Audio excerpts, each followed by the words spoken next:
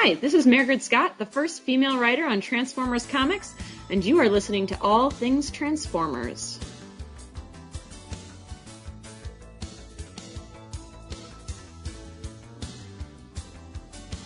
Oh my gosh, this is so great!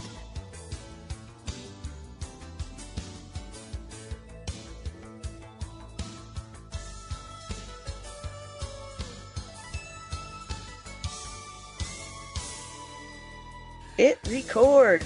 Yeah, I did that already. Good job. Count in and start going. Woohoo!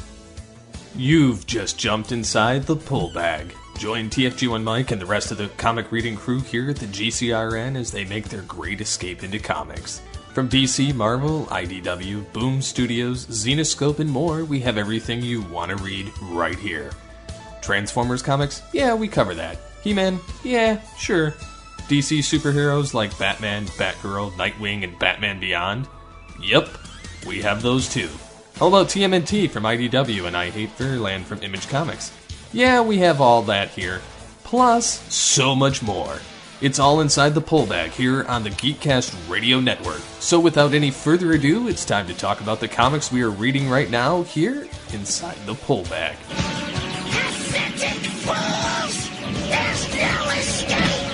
Autobotly August 2018 continues where we're talking about Transformers comics as always. That's right, the Fembots are back for another week of Transformers comic goodness here inside the Pull Bag on all things Transformers. This is episode 322 of the Pull Bag. I am one of your hosts, TFG1 Mike. Joining me are three Fembots that would give even Austin Powers a run for his money. First up, we have that Cyclonus Lovin', Knockout Drooling, Nicole Beatles Diva Hailstorm. Hello. How's Rio? Oh, fuck off. I don't drop that word often, but it's been a bad couple weeks. Hence why I put it in there to make you laugh. I'm sorry. Good thing this is an explicit podcast. Children, do not listen to this without your adults. I feel sorry for my neighbors who probably heard, they're probably like, did Nicole come down with Tourette's lately? Then we have the Megatron obsessed, wrong prime worshippin' Heather Ha Hee Prime, Rodimus rules, Optimus rules. Slag you to the pit, biscuit breath. There you go. There's some slurs. There you go. I love that Heather is so cool with her insults, and I just go for the blatant. You're so good, Heather. Because made-up swears are so fun. They really are. Then there's that whirling wrecker girl who'll put your eye out. She wrecks, she rules. It's Aimee, aka LadyWreck. Hello. Hello, and yes, you'll put your eye out. You'll put your eye out. You'll put your eye out. Yep. Today is all about Till All Are One, Volume 2. There's no confusion this time around, folks. Mostly. Well, for me anyway, there isn't any confusion. It's not my fault Farrah Fawcett doesn't know comics. What? Oh, God. That was fighting words. Fighting I was words. going to be like, Aimee knows comics really well. I know. Most of the time. So, according to the IDW info page, this collects the Transformers Till All Are One Revolution one-shot, and then issues 5 to 8 of Till All Are One. Written, obviously, by Margaret Scott. Art is done by Sarah, and also I can't even Yato. do it. There you go. Yato. Yato. Wait, all right, hang on. Tsushima. Sorry. Naoto Tsushima? There you Yeah. go. She was It's Tsushima. There you The go. T and the S is Yeah, Tsushima. Tsushima. Yeah. I listened to a YouTube video earlier today to figure out how to say it too, because I was like, I don't want to butcher this, and then of course I probably did. So Yeah. I've been trying to study some Japanese. So. awesome. Yeah. Joanna is on colors. Priscilla is on additional colors. Letters, Tom B. Long, all that good stuff. I did not read Revolution, any of it. I was so far out of the reading of the Transformers stuff at that time, hence why we're even doing any of this, is to Play catch up. before, till all are gone.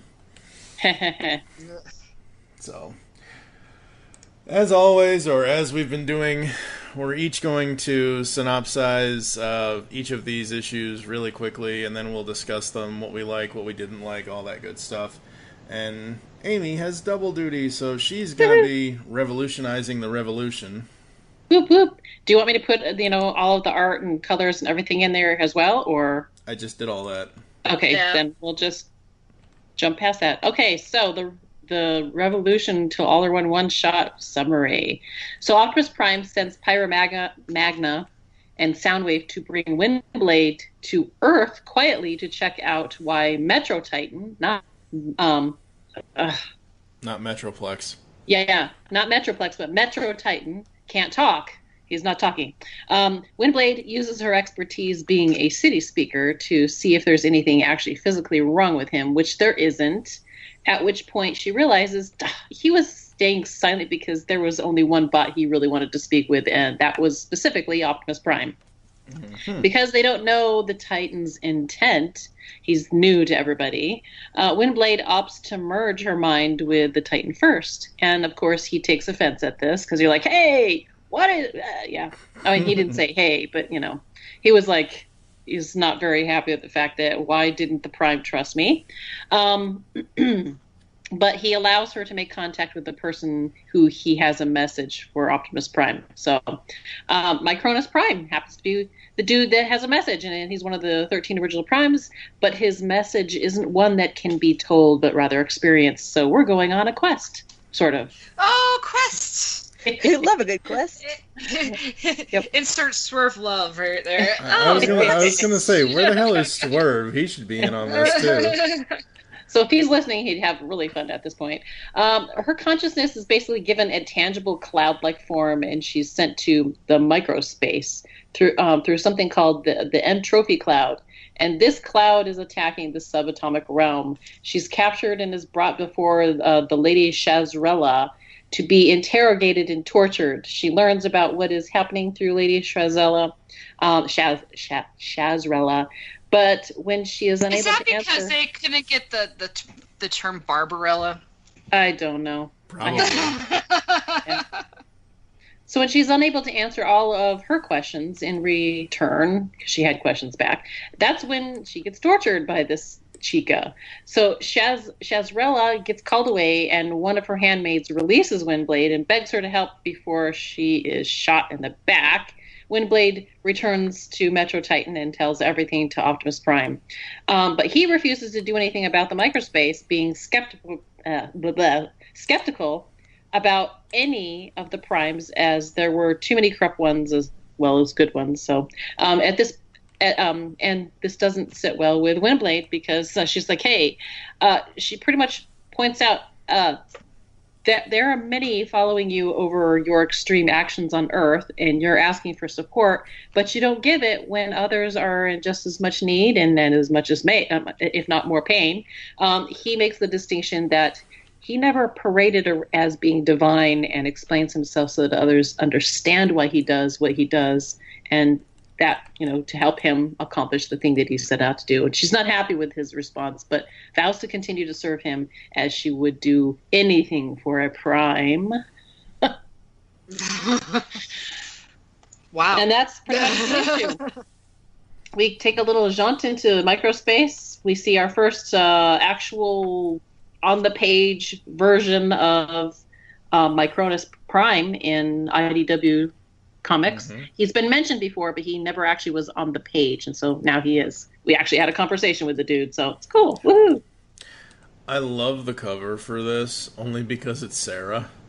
And reading this, I get it. Revolution was one of the big crossovers. It has multiple artists, yada yada yada. I wish they would have let Sarah do this art. I like it now that I'm looking at it again, but when I first read this, I'm like, oh, this art is just so Optimus Prime looks like he's in his 80s, he looks like he's 8 million years old. Like the panel where he says, Windblade, thank you for coming to Earth. Like, I swear to God, his arm's about to fall off. Like, he should be in a geriatric home or something. He's been through a lot, man. Uh-huh. He's seen stuff. Uh-huh. Yeah, he looks a little bit wonky there, but at the end he looks Yeah. okay. He looks okay. His style, I think it's that the way Prime is drawn is in a much more basic IDW house style Prime, whereas everybody else, Windblade and Shazraela and everybody else, is drawn in this very stylized anime looking style. Mm-hmm. And so Prime doesn't fit in with the rest of it, and he feels out of place. I mean, even my Cronus Prime, he looks like he's lifted straight out of the new Robots in Disguise show. Yeah. Mm-hmm. This is getting expensive. So yeah, the art on Prime is a little strange, and you're right. The art on Micronus, it does look like he came out of the Robots in Disguise. The Robots in Disguise right after the thing. animated show. Yeah. Is it just me, or the panel where Windblade is in the energy stuff, where she says, where she answers like the first question or something, where she says, "I'm not sure how, but yes." When Comixology like drifts down to the next part of her internal monologue, the way that she is quote unquote standing, it looks like she's doing some sort of hula dance. She's not actually moving, but her pose looks like something you would see out of, Cybertronian Hooters or something. Yeah. The Cybertronian Hooters. It's got a pin-up girl look. Yeah. Yeah. The art style in this is very much more sexualized than we're used to. Like, Windblade has got some serious badonkadonky. Badonkadonk means bum. Yep, she's Chests are bazinga. Yeah. There, yeah. And she's always doing this thing with her legs that feels very Japanese to me, like the knees tight together and the feet out. Mm-hmm. That's very like schoolgirl in a little skirt that's about to get blown up by the wind kind of feeling. Yep. Yeah. Absolutely. I was actually fine with the art just because it's different, and we only see this, like, this is the only thing he's ever done a full actual issue for. Mm-hmm. And so I was like, there's a few things that I would tone down if it was me, but, it's just different styles and also from different culture as well. So I was actually pretty fine with it. I'd heard horror stories about this issue, and so when I finally saw it, I was like, oh, it's not nearly as bad as I was led to believe. But yeah, I personally like the look of the alien race. Oh man, they're awesome. Yeah, they're awesome. The Cobra Commander looking lady. I like her. She's kind of cool looking. I like that. So all the sort of weird nun servant characters. For some reason, Yeah. I think of them as nuns, like robot nuns. Oh yeah, I could see that. Yeah. You could totally see that. Yeah. They look like weird nuns out of Saga. Oh, they would fit great in Saga. Yeah. Yeah. I do have to point out the page where she goes from wherever she, like, with the Metro Titan into microspace, where she gets torn apart and put back together. That was very interesting because there's so many different things that are going on in the different panels of this one page. I was like, I couldn't get what was going on. I actually had to go to the TF Wiki to go, what the heck? Because I thought I saw different versions of her, but it was like, so it took me a little while to figure out what it is. But basically, it's like she's going through different versions of her, like through like the multiverse or something like that. Yeah. One where she kills somebody, another where she's a cute little fairy, and just the different things. And I was like, oh. And then things started popping out much more realistically to me. And I was like, oh, okay, I get it. That's interesing. Did you read this on Comixology or in print, Aimee? I actually read this on Comixology because here's the thing. I bought all of Till All Are One as it came out. Mm-hmm. So I got it for full price, and I got the individual issues. So I didn't actually get it in trade. So for me, I didn't have this obviously with me. I got it because I ended up getting all of Revolution when it was on sale. Mm-hmm. And I think I got it I don't remember what I got it for. It was for something else, and I read one, which made me read the next, which made me read the next after that. And then I was like, okay, I really didn't care for it too much, but I thought, okay, well, I got it on sale, so And then I read this issue and I was like, okay, that's interesting. It has absolutely no impact on the rest of the story, other than I think in this is where you kind of see a little bit of a divide where Windblade is doubting her religious belief in the Prime, Right. and realizing that he's just this normal person that, is not as divine as everybody has always made him out to be, and nor does he wish to be anything else but less than divine. And so it's just kind of interesting to kind of, we've seen that slowly take hold on her. So yeah. The reason why I ask is because the page that you're talking about, if you do it on Comixology Guided View, it takes you through each of the panels of what she's going through. Yeah, I did, and I was still kind of like, what? But it pulls out to reveal the full image. Yeah. So I did like that. Like that. I've said this before, I'll say it again. It's very rare nowadays that I will ever get print again. I love print. You know why? Comixology, it just spoils me with that guided view. It's so much better for me to read stuff that way. Yeah, it really does. It keeps you from revealing too much because you don't see the next panel. The only downside that I see is that comics are an art, and I have noticed that as I've focused completely on the guided view, I'm not seeing the art the same way, because sometimes it's about how the panels are arranged. And so I usually will go through with the guided view, get the story, and then I'll go back and go over the art and see how they composed it. And that way I don't miss out on how artists decide to put their composition of the page together, because that is an art form as well. Yeah. And when they do it really great, everything flows. When they do it really bad, you can tell. So that's why I'm like, you have to gush about it when it's done right. This was a good page, though. But What were you gonna say, Nicole? You don't get that high off the ink.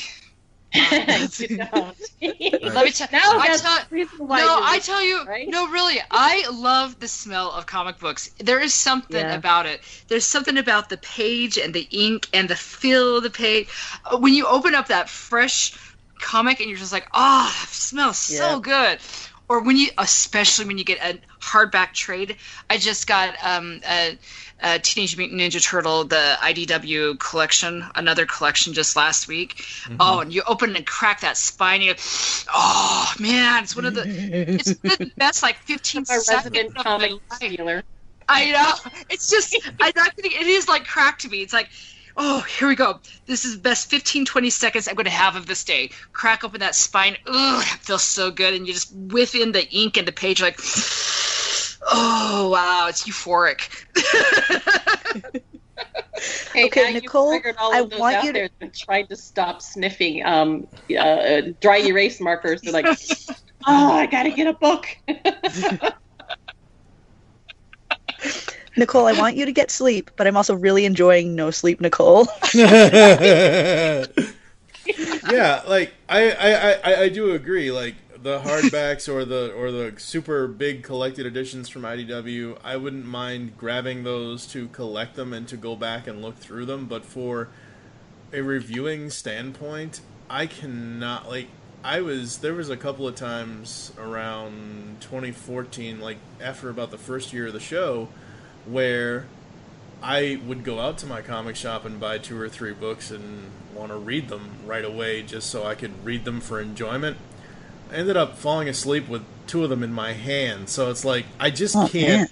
And on top of that, looking at a full page, I can't focus on the whole everything that's going on the page because it's just too much for me. So that's why I love the guided view, and the guided view does give you options to, not specific options to view it, but it does show you the various things on the art and things like that. It does pull out to show wider shots, wider angles, and it does if there's something specific on the page. I've noticed where I've gone through a whole issue and go, I didn't see any full pages at all. But I still like to go back because, again, each one of them, like I said, the composition of a page is an art form in itself. So for me, I'll go back and look at all the pages and see where, this went and did that, and I can see how the pace felt because I was looking at the art. So that's good. Yeah. All right, let's keep going so we don't make people late. Off on a tangent. I love talking. Tangent. Oh crap! Okay, all right. Really fast though. I love that there's a little like super shippy panel of like Windblade hugging dead Starscream that ends up sort of weirdly coming true in the end of Till All Are One. Doesn't it? Yeah. Oh my gosh! Wow. Seeds of the future lie buried in the past. Yep. All right. Do we have any other thoughts on this issue, or should we move forward? I didn't really care about the Micronauts issue. I don't even remember if I even read it. I think I did, but I don't remember. Sorry. Yeah. I enjoy the baddies, but I cannot bring myself to care about microspace as a thing. It just seems ludicrous to me. As a person who reads about giant alien robots from space, I'm like, no, I draw the line in microspace. That's silly. I kind of thought of microspace as being inner space. You know that really great movie? Oh yeah. Yep. Yeah, same. Or like in Ant-Man where it goes into like the teensy subatomic place. Yeah. Where things are weird. Yep. And I just use secret powers. I just related to her in the first page. She just wants to get some freaking sleep. Let her sleep. Yeah. Just let her sleep. Hashtag let Windblade sleep. I was reading this. I'm like, oh my gosh, I feel so sorry for her. I'm like, I just wanted to high five Windblade. I'm like, girlfriend. I've gotten 5 hours of sleep in 3 days, people. That's why I'm kind of delusional right now. Mm-hmm. And it's not even after midnight yet. Oh. You should write a book on how to survive on little sleep. Gosh. Yeah, exactly. All right. I'm joking. Sorry. Don't do that. Okay, next issue. Who has next issue? I have Aimee next does. issue. So issue 5, the summary. This one was titled Ping. It's out in space aboard Alita 1's Titan ship Carcer. A sensor array alarm goes off, and Alita is called immediately. And then Windblade returns from her revolution experience in a negative place given recent failures and meets Obsidian, who tries to cheer her up, but is interrupted by communications. Starscream meets with Ironhide, head of security of Iacon, who requests that he keep he's requesting that he keep the Enigma combination safe. And Starscream's like, I'm going to resist this proposal. He wants to see the Combaticons prosecuted for their crimes, but we learn that Ironhide won't do that while they're basically comatose, brain damaged, or dead, or all three. Mm-hmm. As they continue to talk, Ironhide encourages Starscream to be the leader he's capable of being. Woohoo! Mm-hmm. And he'll stand behind him if he does that. But they're all interrupted as their communicators go off. So everybody meets. The Council of Worlds assembles to discuss the approaching horde of zombie titans that recently came into sensor range. On the first page, where we had the out in space aboard Alita 1's Titan ship. They apparently came into sensor range in space and will be arriving in 6 hours. Holy cow! So their reactions go from complete panic to planning to fight back when Starscream snaps them back to reality. Yay! He's being a leader, and he's inspiring people mostly, unless he's yelling at them and whatever. The sick and the injured are moved to Caminus. Ironhide's security forces organize the evacuation of Iacon, and all ships are drafted to help take down as many Titans as possible. When the zombie Titans arrive, the fight is on. Everyone does their part. Windblade gives Metroplex the signal to transform, so even he can bring down the Titans that make it to the ground. In space, Carcer's crew complement, led by Strika, take as many Titans out as they can before they get past and take to the planet's surface. But the battle wears down Metroplex until he's overpowered and wrestled to the ground. No!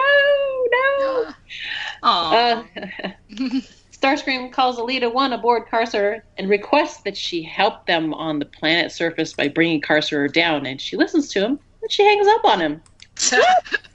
I love Alita. If only we could all be Alita to Starscream. But yeah. Can I say how much I love that last panel? That look of Starscream. I love that panel. The artwork is just brilliant. I love it so much. It's just like she's got every emotion in Starscream and that little look right there. I love it. Loathe this guy. Please go away. I will not explain myself. Goodbye. Now, since Windblade has come on the scene since way back when in her first volume, the 4-issue miniseries, this is the very first time in IDW that Metroplex has actually been able to transform, correct? No, he transformed back in his own spotlight. Right. No. I understand. Okay, that's fine. In his own spotlight. But I'm saying since Windblade came on the scene and he was damaged and all of that and everything else, since the first Windblade series started, his whole story, her whole story. This is the first time I remember seeing him, because I don't ever remember seeing him. Wasn't he damaged? And that's the reason why she started talking with him. Yeah. Exactly, yeah. So I'm wondering now, like, how did she... Like, I know we went through the whole thing of her first series and her getting down to the nitty-gritty of why he was damaged and things like that, but I don't remember anyone really saying too much. He's fixed! Yay! He's fixed! Yeah. Oh, I think somewhere along the way she finally fixed him. I mean, who knows how? I don't know how many years it's been since she came on the scene. I'm guessing that eventually they just whittled it down to finally, okay, he's proficient enough to be able to transform at this point. Whether or not he's 100% perfect, I don't think that's. But he's enough that they can transform him. Yeah, he's I'm just saying.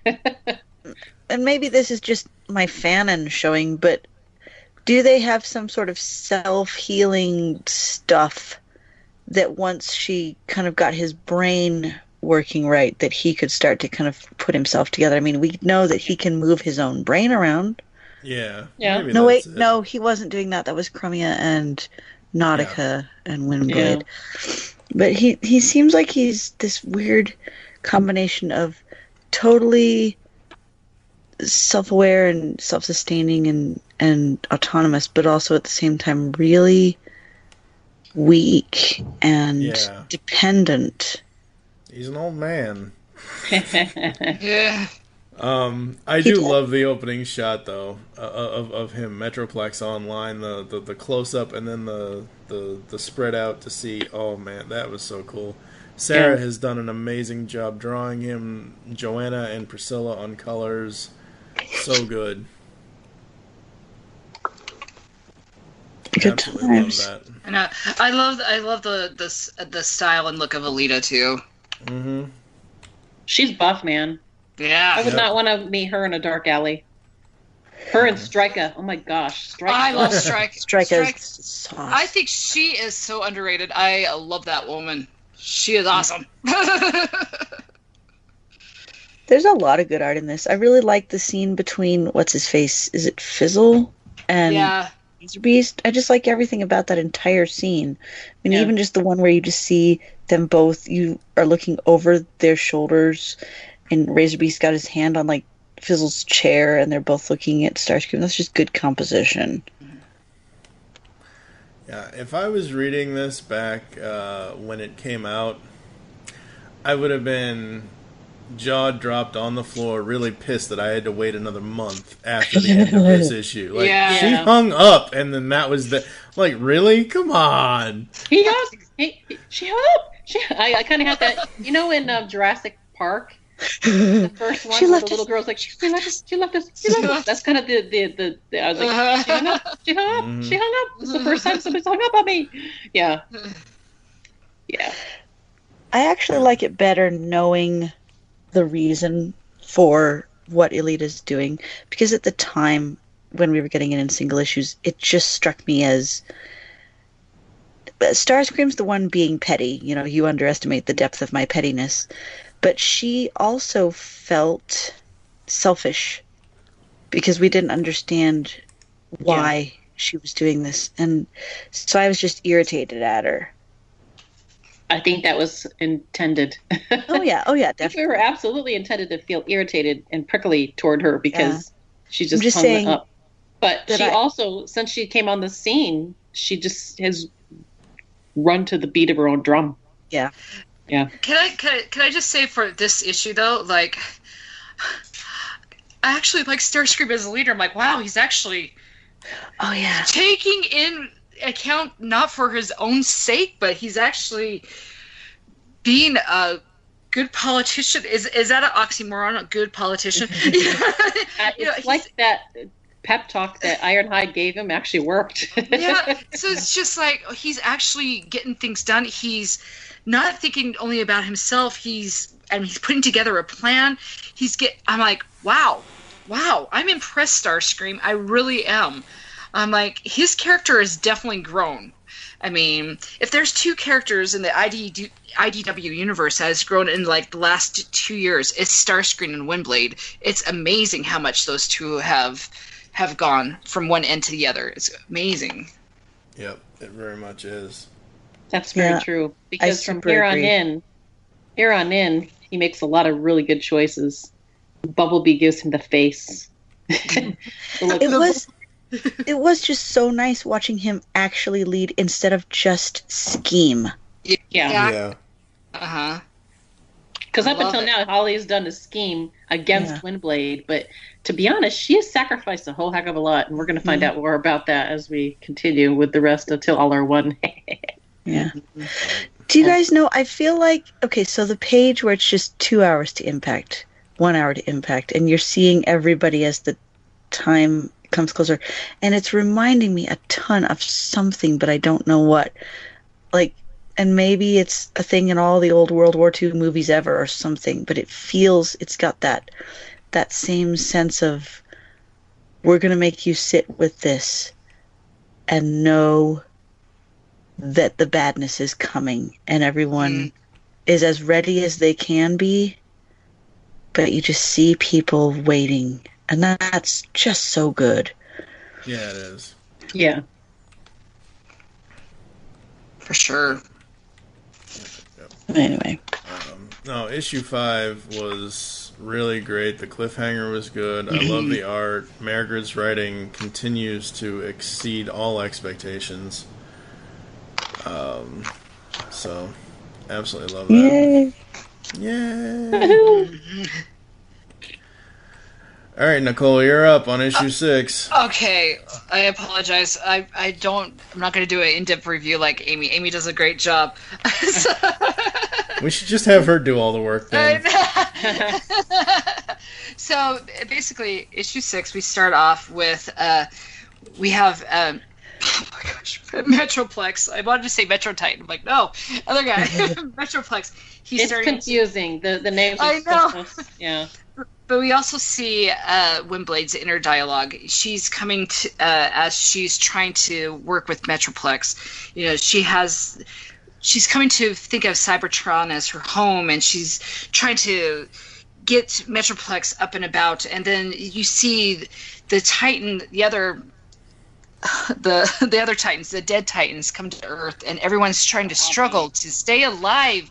I love this part because, like in the last issue, you were saying it was the calm before the storm. Well, the storm has just hit. The Titans are starting to fall to Cybertron. Everyone's just trying to survive and get their crap together.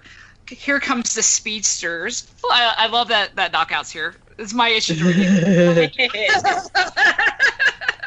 Best edition. Other than Strikeout. God, I love Knockout. He's amazing. But I mean, they're working as a team, and these Titans are huge, and you have to take down all these. I mean, you got so many of these other Transformers trying to just take down one, and to see how they work together as a team, where they probably weren't working as a team to like just a few months ago or a few days ago, you know. Yeah. And to see them come together and be like, okay, we could do this. And then of course we got the lovesick Air Razor and Tigatron. God, they make me sick no matter what they're in. I'm just like, ugh. Oh, stop. I'm sorry. It's just Somebody annoying. says they're canoodling at one point. And Yes, Yep. they do. Kind. Guys done with your canoodling. Yeah. Ironhead, I love it. I'm just like, they're always teamed up together, but I don't know. It's one of those things like, I get tired, Nicole. I apologize. But again, then you come back to Windblade, and she's just trying so hard to work out with, what can I do to Metroplex? What can I help out here? And then to know that you might have to take him offline again. You're just like, wait, we just got him online, and we're going to have to take him offline? Are you serious? So, and then my favorite part again, Starscream and Alita. Hello. Yep. What? You hung up on me. What the hell? You know? Basically. Yeah. This issue, I mean, it goes back and forth between all these different scenes. So, I mean, it's just so intense. And then finally, you get back to the council, where Starscream, again, gets to be a good politician. He's like, okay, well, we need the help of Alita. She's not going to give us help. She doesn't want... She refuses. So what are we going to do? And so they finally get to the council, and they start to make a plan. And I love to see that they're coming together. And I love it when a plan comes together, you know? Oh, yeah. The A-Team.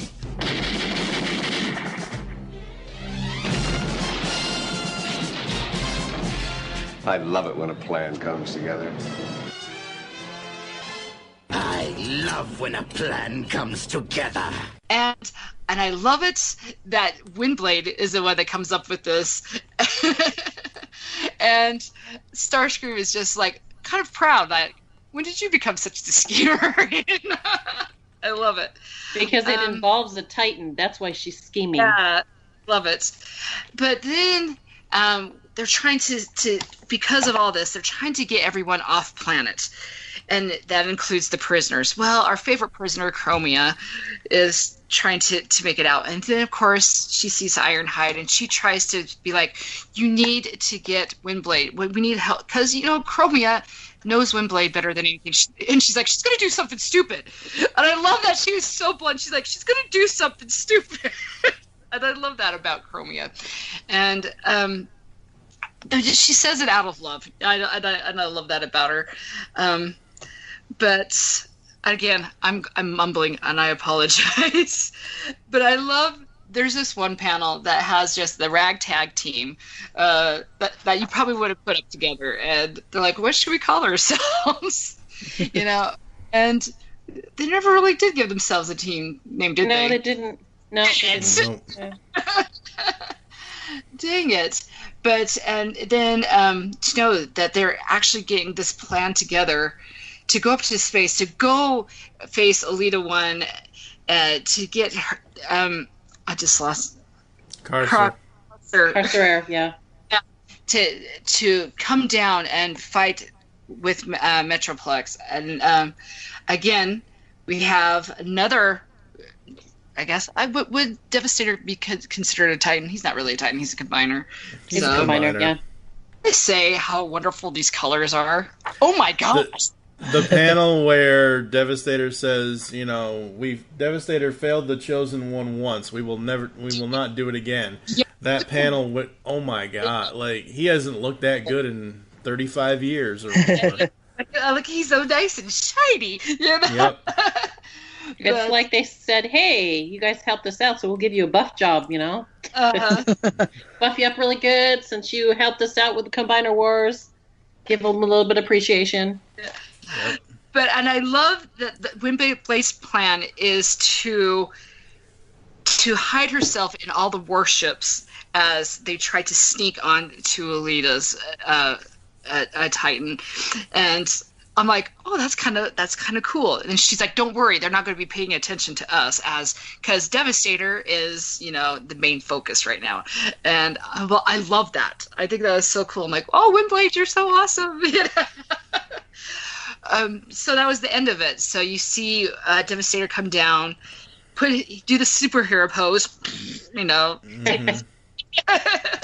You know, it's good old Iron Man pose. Kill everything, yeah.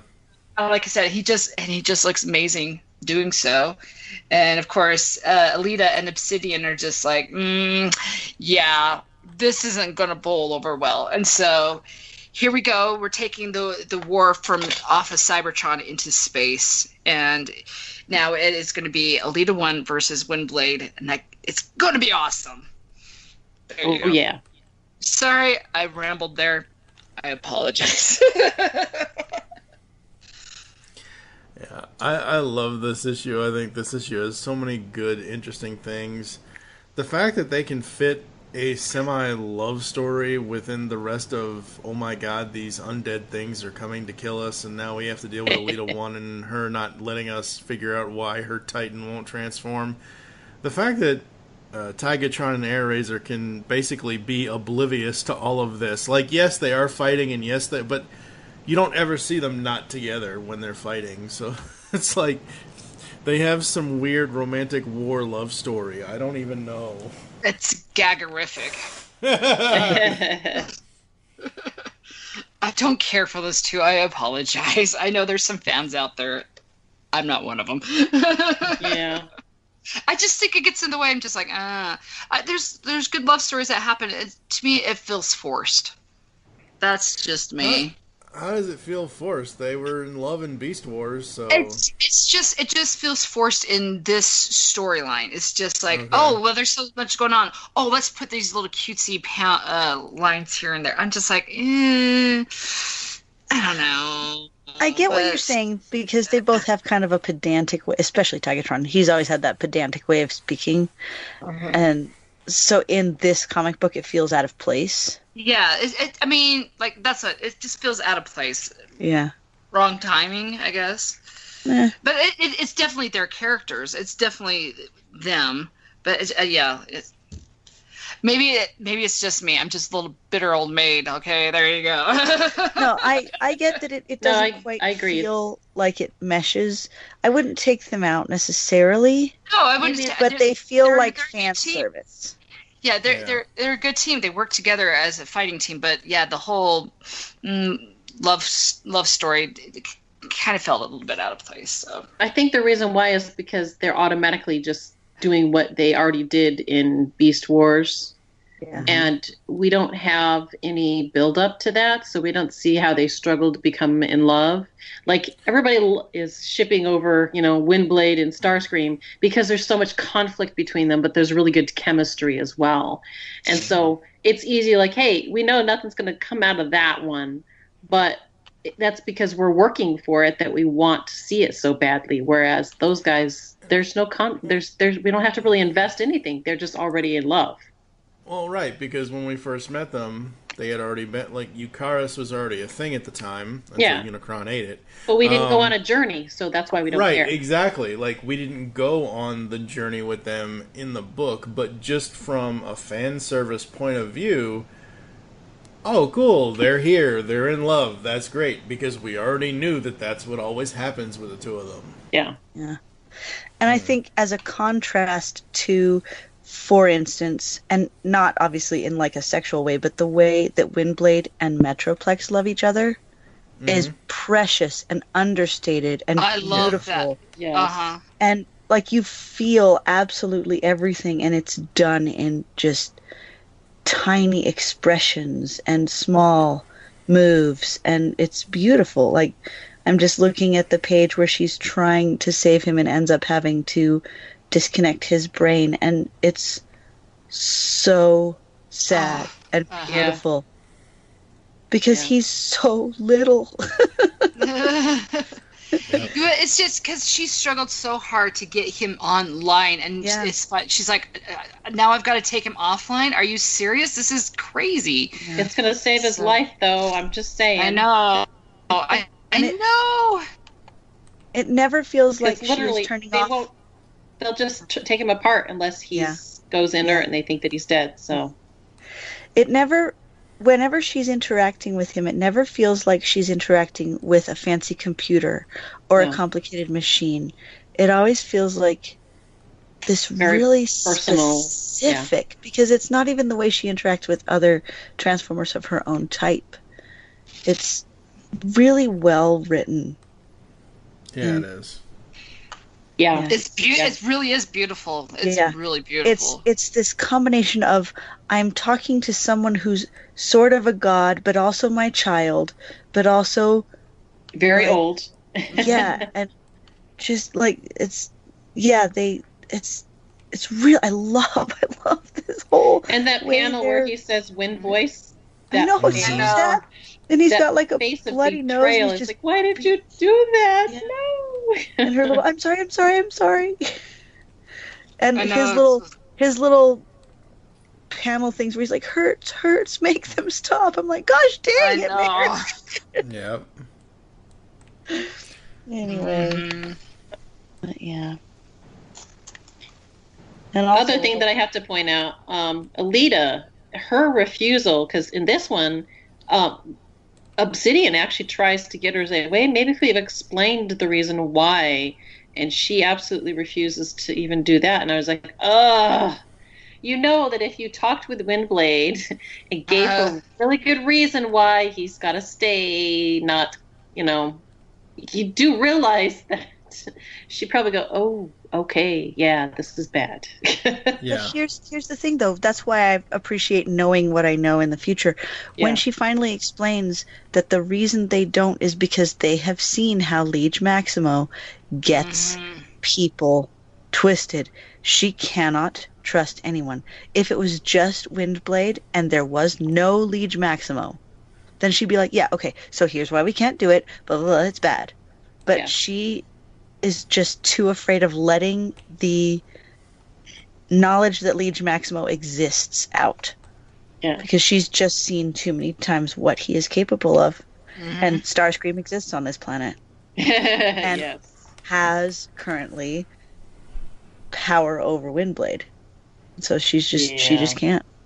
Yeah. But yeah, I'm so team Obsidian in this series. I love Obsidian too. She's so awesome. Good. And his design is awesome too. Can I say? Yeah. He's always been a cool character, even back in like Mike was Beast Machines, right? Yep. Yeah, he's always been cool, but like he's just fully a person. And yeah, we've actually been watching a little bit of Beast Machines lately, and I still I can't handle the sound of it. It's just loud.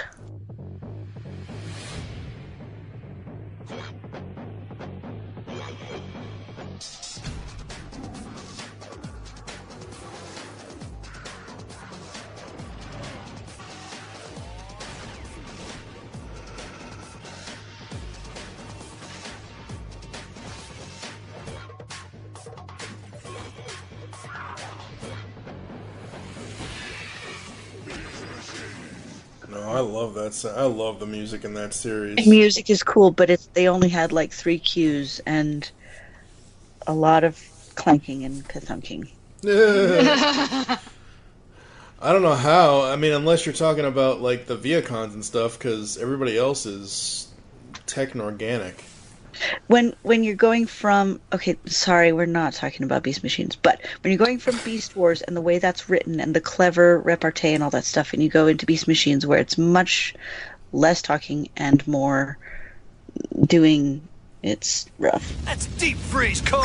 All right, so issue 7. It's back to Aimee. No. We're just gonna make Aimee do all the work. But I didn't write that one out. Also, I did. I've got that one. Okay, good. But before we go, I wanted to really fast. The part where they're trying to evacuate on ships is really well written. With the one person being like, "Don't leave," and Ironhide being like, "If you get on, we will all crash because it'll be overweighted." That's really good writing. Yeah, good stuff. Okay. Sure. I'm like, don't skip the good stuff. Okay. I'm sorry. I blabbered through my review. I apologize. Okay. You know what? It's okay. I also... You've only had 5 hours. How many days again? In 3 days. I'm surprised I could actually read English. All right. Good. Doing fine. Yeah. All right, so here's the summary I've got for the next issue. I think it's 7. All right, so Starscream and Bumblebee are kind of watching the war, and there's this really poignant bit where Bumblebee's talking to him about how he and Windblade could have been better allies if he'd been more honest with her. And Starscream is very aware of what he does to friends, that he kills them. He's thinking of Metal Hawk. We cut to the Windblade's team attacking Carcer, and Devastator being the distraction. And Stryka gets to be super awesome. I love Stryka. that we have only ever seen Megatron do in that back in Megatron, or what is it? All Hail Megatron, where it was ridiculous at the time, but now when Stryka does it, it's just awesome. Where Devastator punches down and she just like lifts his fist back up and is all, "If that's you, I'm not impressed." I love that woman. Love her. So even though Devastator is being super duper distracting while Windblade and her crew are trying to fly in a ship in the middle of the fleet, Obsidian, who is awesome, notices that something's not right, and they end up, our little team of heroes ends up getting their ship shot. And as it is about to explode, one of the little Devizen guys is like, "I have an idea," and they kind of hide themselves in the most sturdy parts of the ship and fall to Carcer's surface on these pieces. Now, I call shenanigans on that part because I don't think that's physically possible, but it's cool, so we will let it be Guardians of the Galaxy level. Yeah. So they are now on Carcer's surface. They go in an airlock and close it quickly and split up into two teams. The fact that the airlock was opened is noticed by Obsidian and his the two girls who are kind of being the security guards, and they send a team to go check what happened. And Alita also goes because she's like, "All right, something's going down." Yeah, she wants to get Windblade. Yeah. Oh wait, yeah. She's smart enough to figure that out too. Yeah.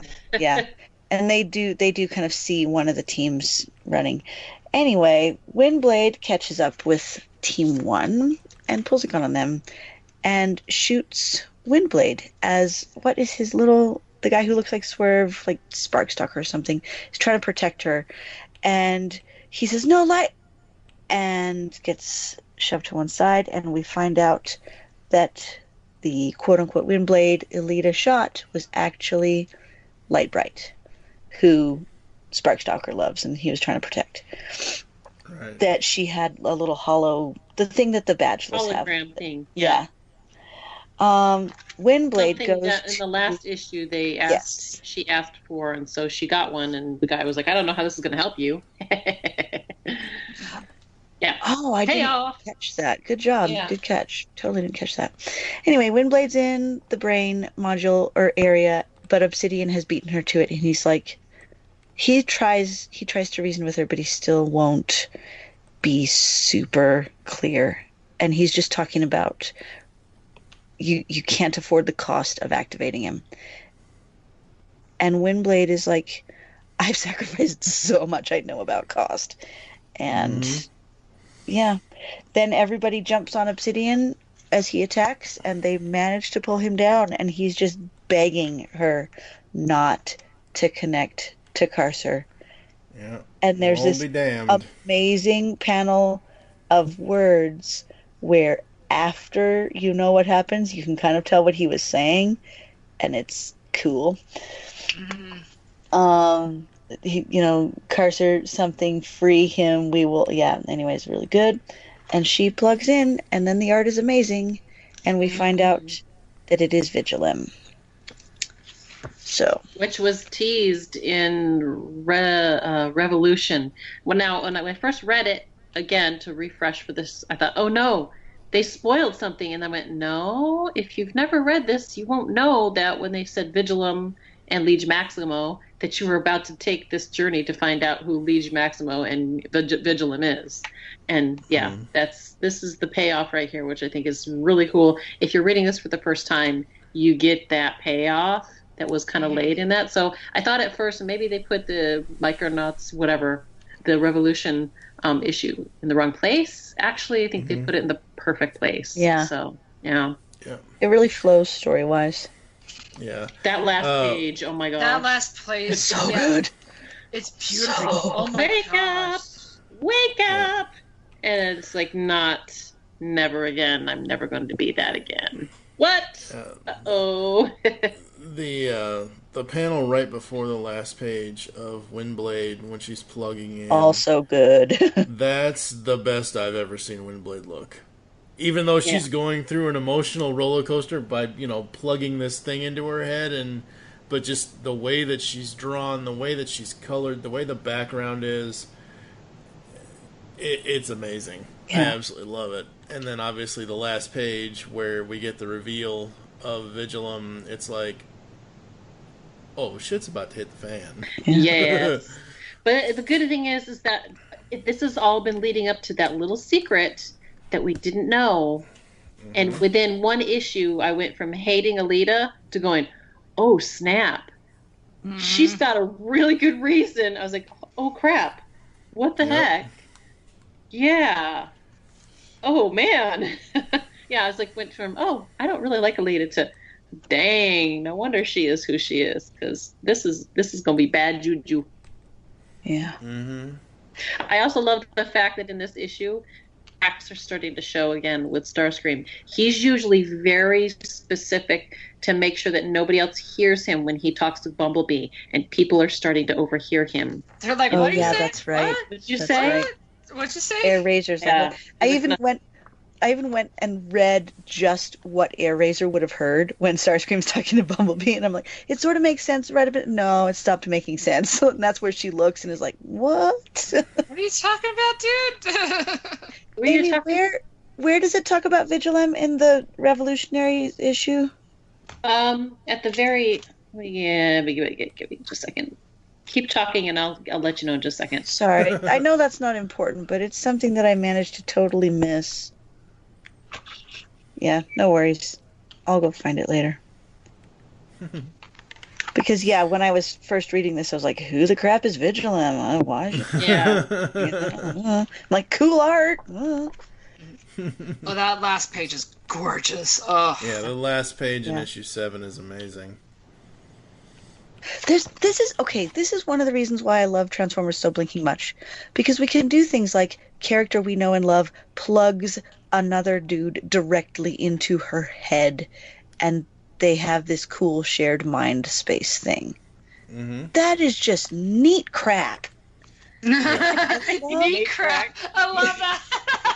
That is just neat crap. I found it where it was. It's Pyra. Pyra says it to. Oh, okay. While they're trying to figure out what's wrong with Metro Titan, and they start talking about, because they see the prime the prime symbol. It's like in the first 3 or 4 pages. Yeah, there's a bunch of symbols in this that I was noticing. Like, there's that symbol that I didn't know was a prime symbol, and now I'm curious about. And then there's another one that I noticed somewhere in these later issues that I should have paid attention to. Oh, Ironhide's security force badge. What's his face? Barkstalker's got one. So, yay, new symbols. Very cool. So, thanks for going back and finding that. Issue 7 was amazing. The art, the story so far, and all that. Like we just said, the reveal at the end, like the final page here of issue 7. Absolutely love that. Going into issue 8, it is called Rubicon, and Metroplex is down. I don't know if he's out, but he's definitely down, and Windblade is still plugged into Carcer or Vigilum or whatever, whomever. Vigilum. We get her going through Vigilum's memories, Carcer's memories. We see her with Starscream as the narration is going on. This is all really weird. Like, I'm glad we're getting answers to this, but it's just strange to me. I don't like. I didn't lose interest, but I completely lost my mind trying to keep track of all of this in the final issue here. I think that was the point, because while Windblade is trying to keep she's trying to control him, he's also trying to take over. And we really see, because they mentioned before, like in the first issue of this, the Revolution issue, where they were concerned about Prime merging with a Metro Titan, not knowing their intentions and how they couldn't sacrifice him. So Windblade does it. This kind of shows just how powerful a Metro Titan's or a Titan's mind quite literally is. That she's struggling to keep control. Yeah. I love this issue. Yeah, this issue is awesome. I love this issue. This issue is very awesome. I'm like trying to find even just a single page that I'm not in awe of, and I'm not having any luck. As we go along, she has her narration that she's doing as she's trying to control him, and he's trying to control her. What I love in this is how the art is done, where you see him as an actual bot, but she's kind of like a female version of Patrick Swayze, just kind of ghosting over top of him. You know, I love that. Oh, I see what you're saying. Yeah. Yep. Her narration gets to a point of, have to keep fighting, and it gets to a panel, at least in the guided view, where it's just one shot of Windblade, and it's just a black background, and it's so cool. Like, I love the way Sarah does Windblade. I really do. Yeah, she does a good job. It's fantastic. Yep. So as we go through this, Vigilum pretty much takes over. Like, she tries to have him stop, but it doesn't work. Chromia, meanwhile, tries to reactivate Metroplex. No, Metroplex manages to wake up just enough to contact Chromia. Oh, that's what it is. And he tells her, go get Windblade. She's hooked into Carcer. Yeah, that's what it is. Or, sorry, Vigilum. He's always going to be Carcer to me for some reason. Yeah, Can I say that one panel of when Windblade's possessed is amazing? Oh, yeah. It is beautiful and nightmarish at the same time, and I love it. Oh, is that the one where she turns around and she says, "You have failed"? Yes. Oh my gosh. It's so like good. The best Joker and the best, all the creepy grins. I'm not kidding. When I saw that panel, I'm like, oh, I just got the chills. Yeah. It is gorgeous. Oh my god. That's when you really understand she's no longer there. It's him. You're like, crap, stop. I love it. It's so gorgeous. Yeah, that panel is amazing. Kind of reminds me of a certain CW hero. You have failed this city. The eyes would be green then. Well, yeah, obviously. All right. So, is that the summary? Yeah. We're not finished yet. Summarize not finished what happens. Yet, no.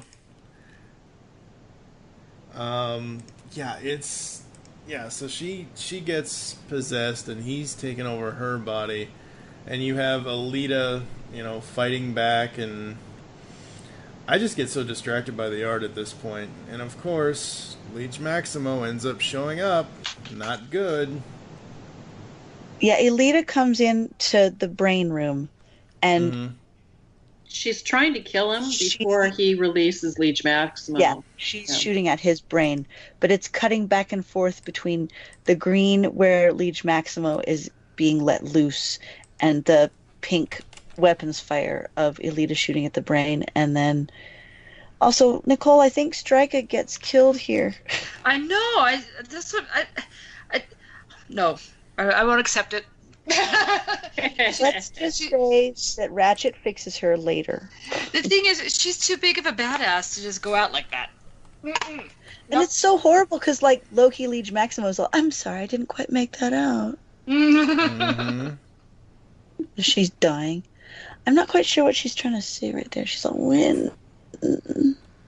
Oh, you will not win. Okay, that's what she's trying to say. Yeah. Yeah. Yeah. And of course, Sarah draws Bleach Maximo to be like Smex incarnate. Because she draws everybody. So good. There was some other panel that I wanted. Anyway, yeah. Oh god. Where you're talking about the very, very last panel. Mm-hmm. The very. Oh my gosh. So Heartbreaking panel. Very last panel. Yeah. Yeah. Well, we know she's not dead yet because she still has to become the leader of Cybertron and destroy Starscream. Still but when you didn't know that was going to happen after this was like you read this page and then you were like, no. Yeah. It's not just that.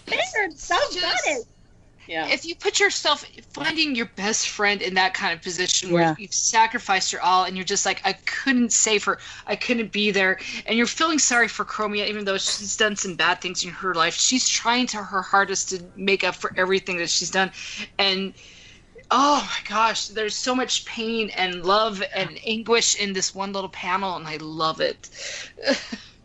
Here, seconded. Yep.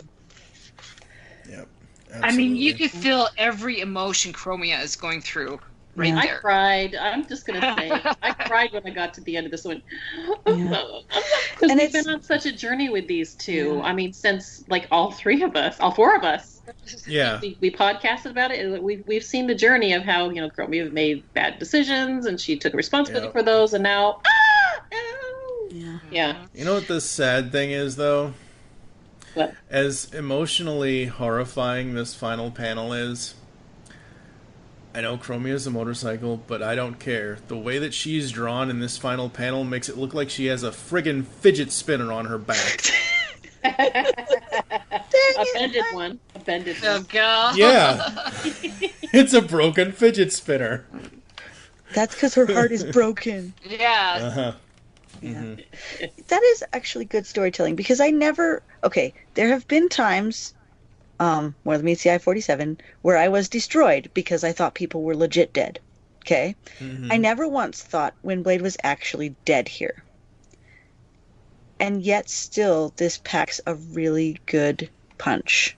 Mm-hmm. It's not that, I am destroyed by this piece of paper feeling, but it's just like you were saying, Nicole, it's just really good depiction of I tried so hard to save you and I couldn't. Yeah. But yeah. Everybody gets so after Chromia for killing 3 people and everybody else has killed like 3 million people.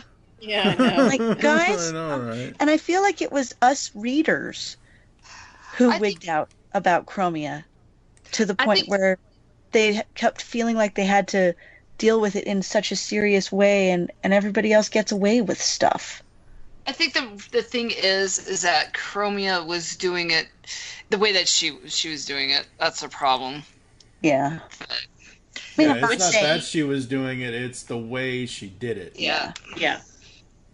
That it wasn't part of the war, it was just selfish. She was trying to manipulate Windblade to go home. And that, in a sense, almost is a betrayal of their friendship, but yet she found a way. Windblade helped cover it up. She was the bestie that said, "Okay, if you ever kill somebody, I'm there. We'll bury the bodies, and I'll give you an alibi." She did it. She was the legitimate bestie that said, "Okay, well, I was there to bail you out of jail, and we hid the body. Nobody knows. Yep. Oh crap! Except Starscream. Darn it! Oh no, that guy." So. It was Starscream in the parlor with the wrench. Yeah. Dun dun dun. Now that's a crossover that they could do. Transformers versus Clue. That would be amazing. Boom. That would be fun. Oh, sorry. I am just always going to tell you the good fan fictions out there. There's one called CSI Arc, where the Autobots do a murder mystery. And it is the best characterization of like pure G1 goodness. And it is Glee. Anyway. You'd think that the Decepticons would be doing the murder mystery. No, I could see them being the ones that are locked in a room somewhere and they have to solve the puzzle. Oh, God, no.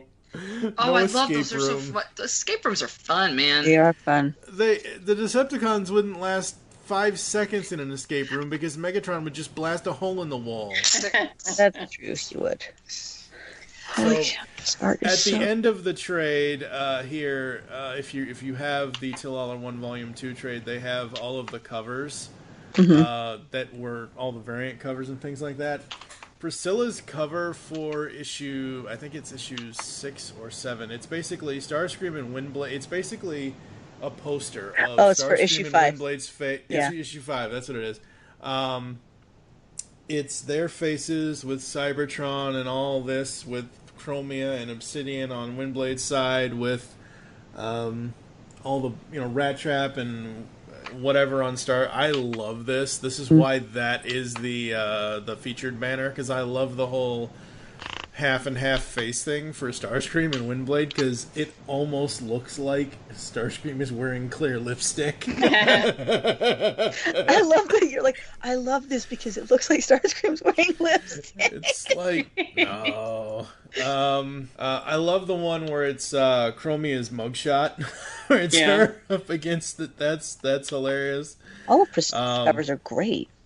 Yeah. Absolutely. Windblade volume... not Windblade. Why do I... Till All in One. Thank you. Yes. It's like confusing Roxy with Rio. Anyway. I know people. Watch out. All right, she'll fire a hit. Let's go around the table. Heather, what would you rate the whole story here in Volume 2? Actually, why don't you just let Nicole go first? Yeah, just let Nicole. Too. Yeah.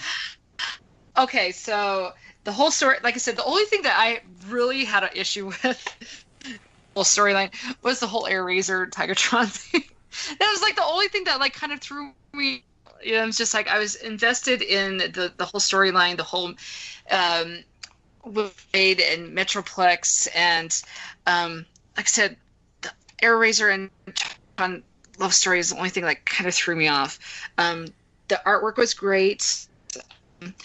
I'm going to give it a 4.5. Okay. What about you, Heather? This thing is better every time I reread it. And I always remember it as being more disjointed than it actually is. It builds really skillfully to this very controlled finale. I think it's mostly because I'm not an action person. So when there's comics that are like fighty, shoot, fight, I'm like, I fall out of it. But as a whole story, the way it comes together is just so good. Rats, I'm really in danger of giving it a 5. I'm just flipping through to see if there's any reason why I wouldn't give it a 5. I'm giving it a 5. It's really good because, like, how can you resist this last issue? It's so good. And also, even just because we didn't even mention it, the backstory that suddenly they give Metroplex, where he's like fully a person, where he's like, where you recognize that he had a connection with Carcer and wondered if he should have killed him. That, that's harsh. Anyway. Yeah, I'm giving it a 5. It's really good. Aimee? The next one's going to be 6. Yep. Okay, so I am that person that likes to fighty, shoot, really intense, action-packed stuff. So the fact that we got, let's see here. I started reading this in the evening, and I was feeling a little tired. And just my reread, and I'm like, I got through this, like, so fast, which usually I don't. And the reason why is because it was so well-paced, and Margaret did all of the things that you're supposed to do to have a really great ending on something like this. And she did really, really great. And it's just fantastic. And the art is fantastic. And Margaret is making it look like it's easy to write with all of these characters and all of these backstories and making things work and making us care and feel and, have a moment to breathe and, then have time for tears as well. She makes it look easy, and it's not. And so that's why I'm giving it a 5, man, because she did a fantastic job. And this paired up with the Revolution issue actually made it look better. I'm just saying. It did. The Revolution issue helped it. Yeah. So I thought after I got through this again, this for a second reading, and I haven't read it for a little while, and I was kind of forgot a few details. I was quite happy with how fast I got through it, and feeling that I had really read something a whole lot longer than I actually did, and I was just like, wow, that was really a good meal of a story right there. So yeah, this is fantastic. Give it a 5. I'm right there with you. 5 all the way, because I absolutely love this. Unlike Nicole, who doesn't apparently like Beast Wars characters at all. You know, I actually like the fact that we have this kind of separate, lighthearted Air Razor and Tigatron thing, because the world is ending. I mean, come on. Their world is ending. Are you kidding? Yeah, exactly. Well, at this point, the world is getting ready to end. Yeah. So, and obviously, as you said, Eucharis is gone at this point, kind of a thing. 5 all around, like you just said about her story. Like, when I was reading this, I was going back and forth. I wasn't going back and forth, but I was preparing for this episode and the next episode that Ryan and I are going to do on Optimus Prime and Lost Light Volume 2. Started reading Optimus Prime, I got through issue 7, and I'm like, I can't do this. I have to go back and read Till All Are One and get that done for the recording, because as much as I love John, as much as I love Zama and the art and all that, Optimus Prime is by far the wordiest book out of all 3 titles. And it's just, oh God, that guy.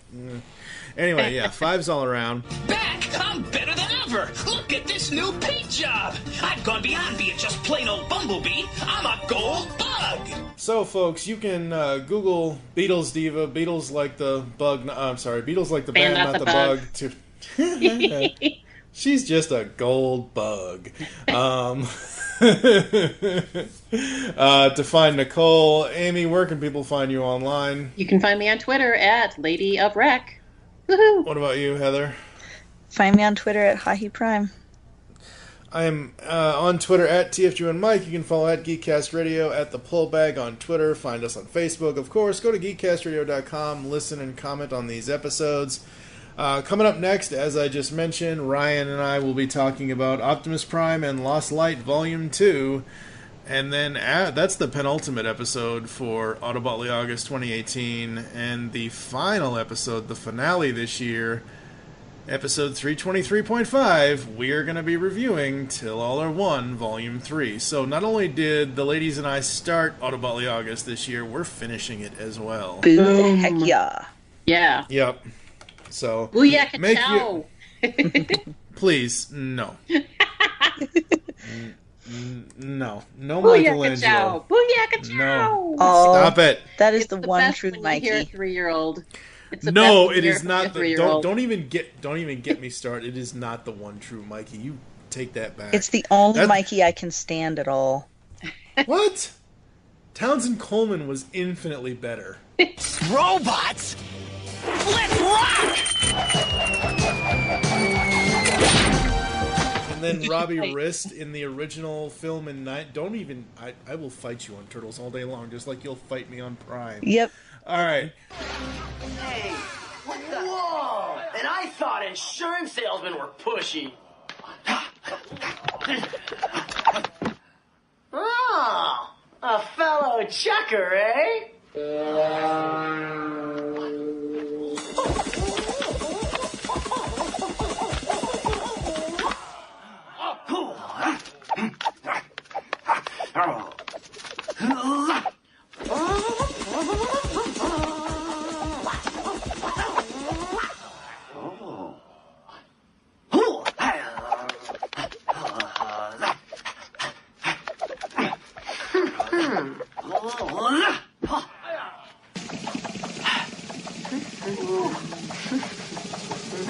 Keep practicing. Make your great escape into comics. We will catch you next time here inside the Pull Bag. Bye. Till all are one. You've just heard the latest episode of The Pull Bag, the GCRN's first comic review and discussion podcast. There are several ways to get in touch with us and leave feedback for the show. You can visit the website, geekcastradio.com, where you can comment on the episode and all of our different podcasts. You can rate and leave a review for the show on iTunes. Be sure to leave us feedback. Become a fan of us on Facebook, facebook.com/thepullbag. Send us an email, feedback at geekcastradio.com. Follow us on Twitter at thepullbag and at geekcastradio. So until next time, make your great escape into comics and unleash the geek in you.